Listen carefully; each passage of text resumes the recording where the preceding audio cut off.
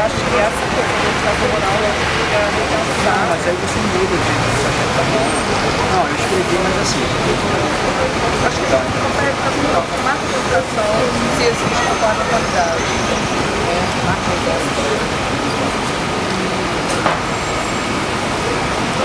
Esse mundo do caixiote.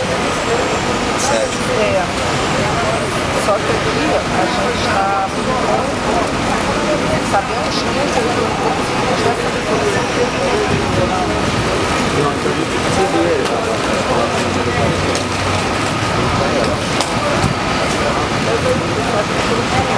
Você vai encontrar assim, ter essa oportunidade de conversar um pouco sobre sua teoria, sua vida, sobre a sua trajetória e de alguma forma poder estar dividindo isso com os nossos amigos lá da Universidade Federal do Espírito Santo, pós-graduação em Educação. E a gente queria começar essa conversa, esse bate-papo, conversando um pouco sobre a sua trajetória pessoal. Quais foram esses caminhos que te levaram até essa produção acadêmica, o fato de hoje Nilda Alves ser uma grande representante do pensamento pedagógico brasileiro? Enfim, botando em questão essa última afirmativa, mas de qualquer maneira, vamos lá. A primeira questão que eu acho importante dizer é dizer que eu sou de uma família política. Né? Eu sou de uma família, meu avô materno foi anarquista, depois virou comunista, pretistista mais exatamente. Meu pai e minha mãe pertenciam ao Partido Comunista, eu pertencia ao Partido Comunista.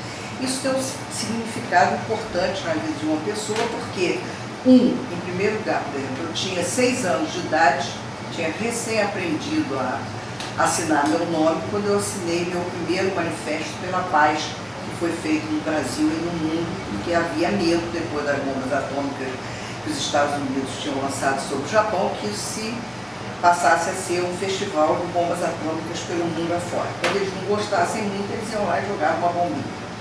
Bom, então isso marca a pessoa. Então eu não consigo muito entender a minha vida a não ser pensando politicamente. E daí quando acusam, por exemplo, as pessoas que trabalham com os cotidianos de não serem políticas, porque lidam, né, com o cotidiano, né, me assusta, porque exatamente é no cotidiano que a política é vivida. Ela não pode ser vivida de outra maneira. Né? Ela pode ser pensada fora do cotidiano, mas ela não pode ser efetivamente vivida a não ser nos cotidianos. Esse foi o motivo, por exemplo, do número que o Carlos Eduardo organizou na TES o ano passado, né, em abril do ano passado, Janete e Carlos Eduardo, exatamente para mostrar que a política está nos cotidianos. Tem um artigo meu, do Aristóteles e da Conceição Soares, que é exatamente para mostrar um pouco esse tipo de coisa. Né? Então eu acho que essa é uma questão fundamental. A outra questão fundamental nessa trajetória é que eu fui professora em todos os níveis de ensino. Professora primária, eu não fui muito de pré-escola porque eu tenho um pouco de aflição de conjunto de crianças juntas. Eu nunca consegui muito lidar com isso. Eu fui professora 3 dias de uma turma de alfabetização. Quando eu comecei a trabalhar, fugi de Campo Grande, de uma escola que eu estava muito bem localizada, bem próxima à estação, com uma escola lá dentro, para fugir um pouco dessas crianças muito pequenas. Então, essa trajetória de ser professora primária, professora secundária, eu estou usando os termos que se usavam na época. Né? Hoje a gente vai dizer professor de ensino fundamental e de ensino médio. Né? Eu fiz a escola normal, quer dizer que naquele momento era o Instituto de Educação, no Rio de Janeiro. Em seguida eu entrei para a universidade, imediatamente beneficiada pela Lei de Diretrizes e Bases de 61, porque até então quem fazia escola normal só poderia entrar no curso de pedagogia. E como naquele ano a lei permitia que você prestasse vestibular em qualquer das áreas, eu me apresentei à geografia e passei. Né? Passei, fui uma turma durante 4 anos, como eram os cursos naquela época. Nesse vestibular meu, O processo meu de vestibular foi um processo que, por exemplo, fixou muito com relação a coisas do cotidiano e ao caos em que a gente vive, né? Me deu certas histórias, porque todo o trabalho que a gente faz é baseado em narrativas e imagens, né? Que me permitiram perceber como é que os acasos da vida, né? O tipo de processo muito mais amplo, as múltiplas redes educativas em que você vive, podem marcar a sua trajetória. Eu vou narrar 2 fatos desse vestibular para explicar melhor. Naturalmente, como eu fiz um curso normal, nós não tínhamos as disciplinas que havia, que eram então científico ou clássico. Né? Era um curso mais dedicado a formar professores. Então eu não tinha tido o que era chamado, e que é chamado ainda, aquela sólida formação para você poder passar no vestibular. No entanto, eu passei. E passei por quê? Na prova de Geografia do Brasil, nós tínhamos prova escrita e prova oral, tá? Naquele momento.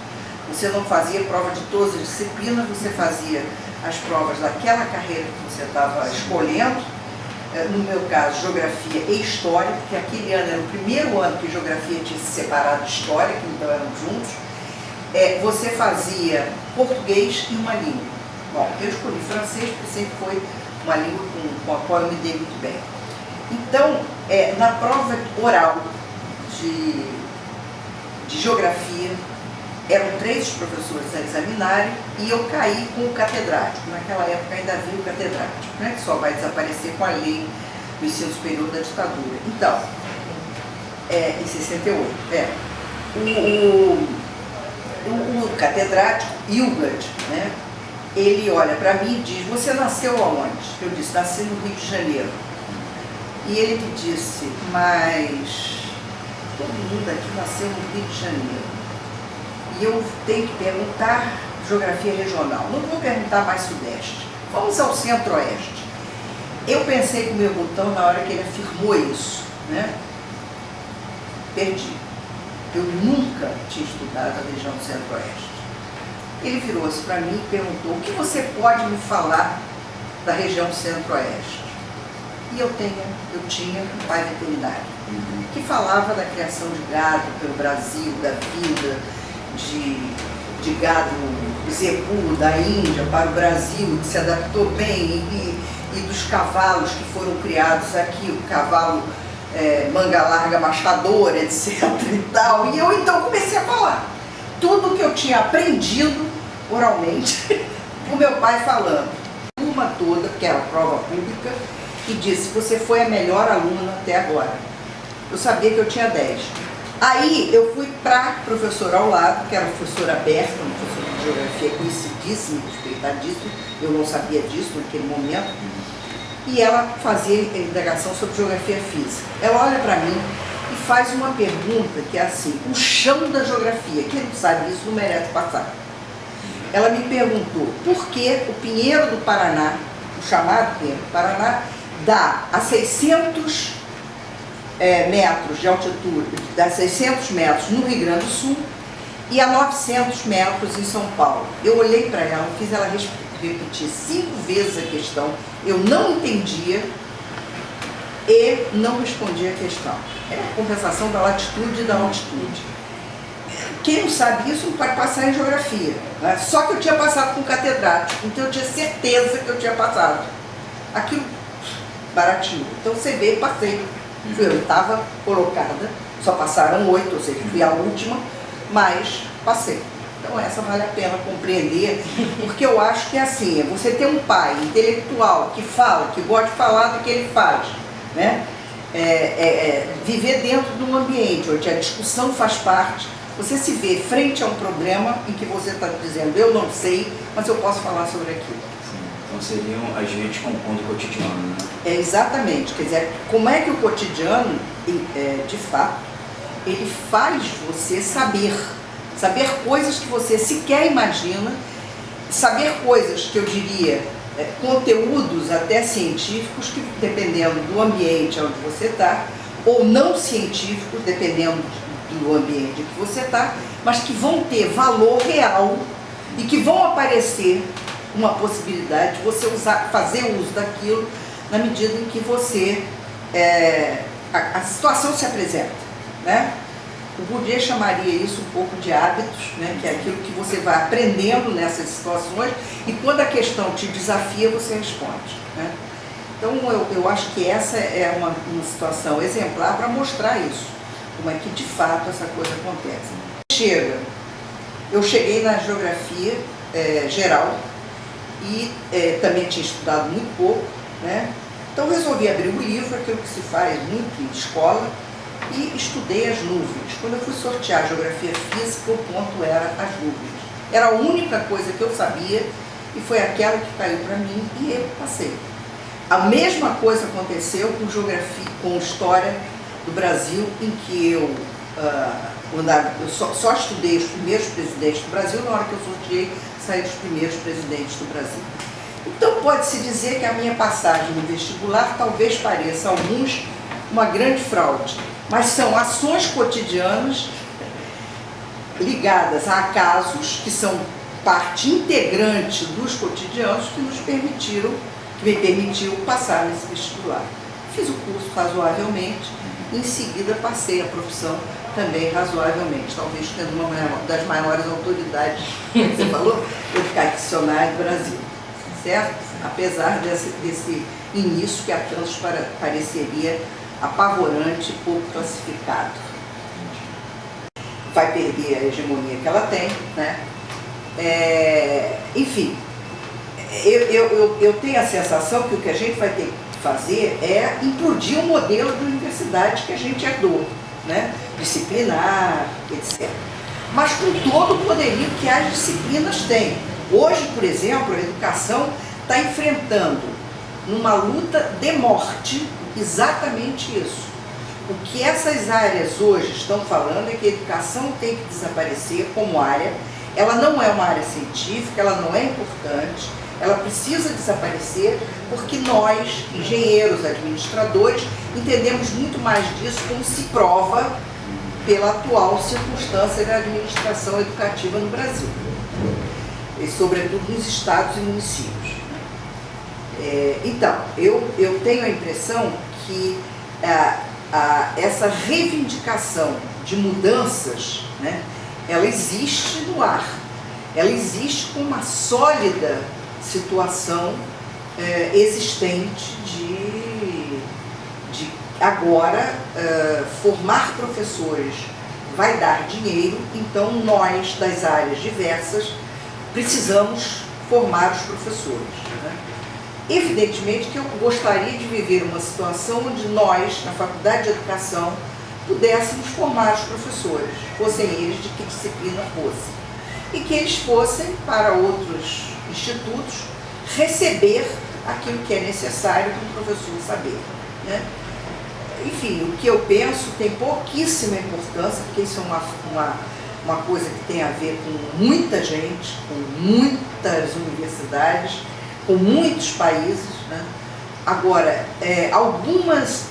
eu diria que algumas estruturas, especialmente aquelas que estão sendo montadas seriamente, né? No que a gente chama de educação online, quer dizer, que é mais vulgarmente chamada como educação à distância, elas estão fazendo desaparecer isso sem que precise muito das universidades e das estruturas das universidades, né? A gente percebe que os cursos que estão sendo dados online, eu conheço particularmente o da França e conheço de estudo, né, o da Inglaterra. Nesses países, os cientistas participaram da formação do material, continuam fazendo isso, né? Mas existe na educação a mobilização, a articulação dessas coisas todas. E não necessariamente, embora continue com o nome de disciplina, os componentes curriculares são disciplinares. Então eu acho que isso já está em acontecendo. A capacidade que nós teremos para ler isso e compreender que nisso aí pode estar muito mais do que a gente pensa, eu acho que ainda exige que a gente se dedique um pouco a isso. Essa última pergunta que tem aí, que fala sobre... Pois é, eu fiquei pensando aqui dessa questão da educação como sendo algo que cada vez mais vem sendo desprestigiado, né? E que a gente está em nome de uma turma, né, de 35, acho, 35, 36 doutorandos em educação. E falando de comprometimento político, falando de pessoas que estão ali com propósito de formação, né, de alguma forma estão ali comprometidas com o que seria chamado uma educação de qualidade, né, não que nós estejamos apenas com a função de estar na universidade pensando para a escola fazer, não é nada disso, acho que é muito mais do que isso, eu acho que é uma troca constante, mas pensando nesse comprometimento político, né, que o pós-graduando em educação necessariamente deveria ter, né, como conceituar a educação de qualidade? Que educação seria essa? A maior ideia. Cara, eu acho que isso não é uma fé de pensamento pessoal, isso aí é uma questão que reúne muita gente, entende? Reúne todos os praticantes pensantes interessados nisso, ou seja, nós na universidade e todos os seres humanos. O Boaventura afirma isso com muita tranquilidade. Eu não sei o que é uma educação de qualidade, entendeu? Ou melhor, o que eu penso que possa ser uma educação de qualidade. Há uma discussão, por exemplo, que se tem muito frequentemente, é que eu diria que de 20 anos para cá, eu cada vez falo menos em sala de aula, não é? Quer dizer, cada vez mais o que a gente faz é discutir textos, né, de alguém, que pode ser de alguém do grupo, ou meu, ou de alguém, de um autor qualquer, e a partir dessa discussão é que a gente vai resolvendo nossas dúvidas, que são variadas de todo mundo junto, etc. Bom, então, veja, a minha questão é que esse pessoal todo está pensando, né? E não vejo como é que alguém possa dizer, olha, educação de qualidade é isso, né? Evidentemente que eu poderia, como fiz no vestibular, responder assim, né, nas bordas da coisa. Mas não é por aí, quer dizer, bom, é uma educação que considere o dentro e fora da escola, é uma educação que considere a prática e a teoria articulada. Eu vou podendo fazer uma resposta ampla que pode demorar meia hora, mas eu não considero que o que é que eu emita é o que é uma educação de qualidade. Eu acho que a educação de qualidade, o que será uma educação de qualidade para a população brasileira, vai surgir de uma discussão amplíssima na qual nós temos que colaborar. É óbvio, né? E tomar posições, e participar, e discutir, e falar, e brigar, etc. Né? Não tenho dúvida desse respeito. Eu acho que podia fechar por aqui. Antes de fazer essa fala. Bom, acho que uma coisa que é importante também é pensar assim, quais são as lutas maiores hoje dos pesquisadores cotidianos, né? Porque a gente, assim, sempre foi um campo de disputa, de luta, de briga, de afirmação. Então hoje quais seriam essas lutas que existem dentro do campo cotidiano?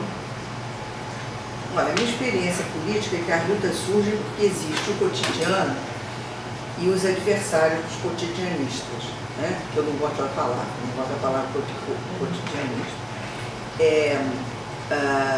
Sabe aquela piada que contam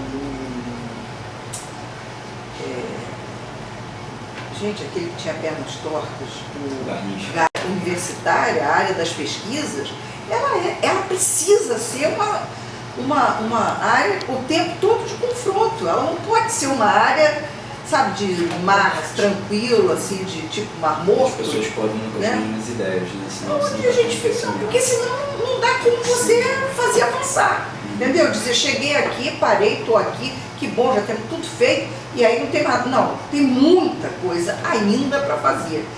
Eu vou dar um único exemplo para fechar, que é aquele 2 artigos que estão naquele livro do Pesquisas Nordô, que Inês e eu organizamos, né? Que eu coloquei um no primeiro livro e o outro livro que foi publicado 10 anos depois, vem com o segundo texto que tinha sido feito 7, 8 anos depois. Então, em que eu proponho no primeiro texto alguns movimentos que caracterizariam as pesquisas com os cotidianos. E faço a crítica no outro texto de algo que eu tinha esquecido como um movimento indispensável, embora já tivesse lá. Quer dizer, todos os exemplos dados são sobre isso. No entanto, né, eu não tive condições de perceber isso naquele momento. Eu só pude perceber depois que as pessoas começaram a ler aquilo, criticar aquilo, a falar aquilo, a comentar aquilo, a discutir aquilo, a dizer das bobagens que eu tinha ali dentro, que aquilo foi se tomando corpo, né? E é por isso que eu cito Souza, né? Não, gente, esqueci o nome daquele português. Não, filósofo, desculpe, daqui a pouco eu lembro o nome dele, em que ele diz que, isso é o pensamento do Deleuze, né? Nós nunca somos o autor de alguma coisa, na verdade nós somos uma grande comunidade que num determinado momento alguém escreve o pensamento daqueles, né? Todos que estão ali reunidos. Então é isso, quer dizer, aquilo ali só pôde acontecer, estava presente no primeiro texto, e aquele movimento só pode ser apresentado, estruturado por escrito, quando essa discussão toda me permitiu fazer isso. Então isso mostra, quer dizer, como é que se dá em nós, cada um de nós, e nos outros esse tipo de situação, né? Essa contribuição que, por exemplo, o Praticantes Pensantes que Inês deu em agosto de 11, lá na UFES, quer dizer, eu acho que hoje ela é central, né? A proposta que o Carlos Eduardo e a Janete fizeram desse dossiê, para dizer, olha, desculpem, mas o cotidiano é onde a gente vive a política, né? É fundamental hoje também. Mas está posta, tanto está posta que a gente pode até escrever. Quais são as outras? Aí eu pergunto a vocês, quais são os outros desafios que nós temos agora? Estamos vivendo, né? Acho que a gente precisamos responder. O que precisamos responder ainda? Guardar para as nossas defesas aí. Então, professora, a gente gostaria de agradecer a sua colaboração com a apresentação do nosso seminário. Disponibilidade enorme. Né? Exatamente. E aí eu gostaria assim, de pedir para a senhora mandar algum recado para a professora Regina. Né? Que vocês vão entrevistá-la? Não, na verdade a gente faz... Ah, a professora Regina, pensei que fosse a Regina Leite Garcia. Não. Eu ia dar o telefone dela para vocês ligarem. Tá legal. Olha só, bom, a Regina, eu adoro a Regina, a gente se conhece há muito tempo, né? É uma pessoa muito especial. A Regina é realmente, além de ser uma pesquisadora muito interessante, né? Uma produção também bastante estimulante. Né? E, bom, e para a turma é aí, as perguntas e as respostas próximas estão com vocês. Vocês é que têm que inventar, né, as perguntas a partir de possibilidades que a gente tem de responder, e não eu. Vocês. Muito obrigada. Obrigado.